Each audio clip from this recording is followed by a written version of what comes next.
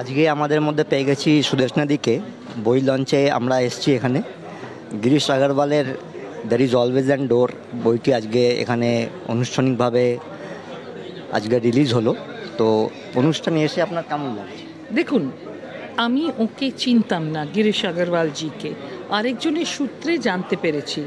এবং যেটা আমার ভালো লেগেছে যে ওর মধ্যে যে সিম্পলিসিটি রয়েছেন, উনি ওনার প্রথম বইতে যেভাবে লিখেছেন এবং কিভাবে ওকে ওর ছেলে সাহায্য করেছে, উনি কি করে ওটাকে মোটিভেটেড হয়েছেন, পুরো জিনিসটা এত সুন্দর বললেন, আমার খুব ভালো লেগেছে। And this is the book, there is always a door, মানে সবসময় কোনো না কোনো দরজা আছে।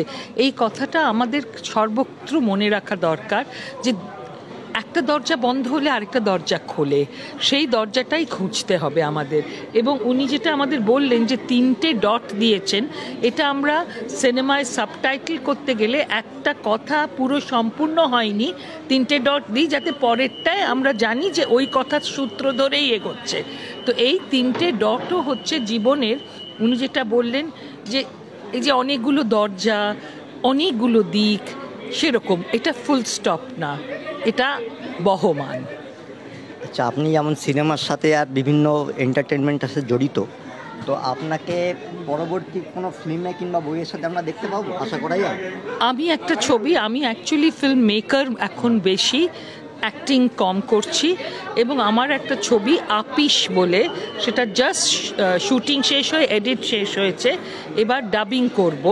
ছবিটা 2টি মহিলাকে নিয়ে, এবং সেই 2 মহিলার মধ্যে বন্ডিং।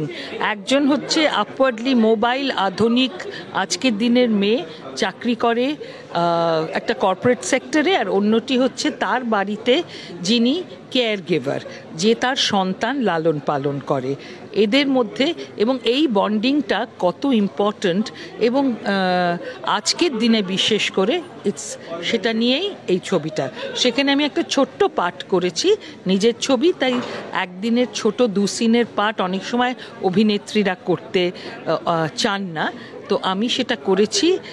যেটা হচ্ছে একজন মহিলা যিনি খুব স্ট্রং উইলড, এবং তিনি স্বেচ্ছায় রিটায়ারমেন্ট হোমে আছেন।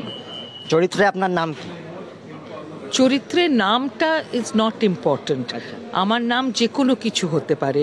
আমি ওখানে যে মেয়েটি কর্পোরেট সেক্টরের, তার শাশুড়ি, আমার নাম হয়তো সুদেশ নাই, কিন্তু সেখানে আমি একটা প্রতীক of new generation of retired and independent women, যাদের বয়স হয়েছে। আমরা যখনই বলি যে নিউ জেনারেশন, তখনই আমরা একটা ইয়াং লোককে ভাবি, কিন্তু আমরা যারা বয়স হচ্ছে তারাও কিন্তু নিউ জেনারেশন অফ এল্ডার পিপল, তারা কিন্তু একটু অন্যভাবে ভাবতে শিখছে।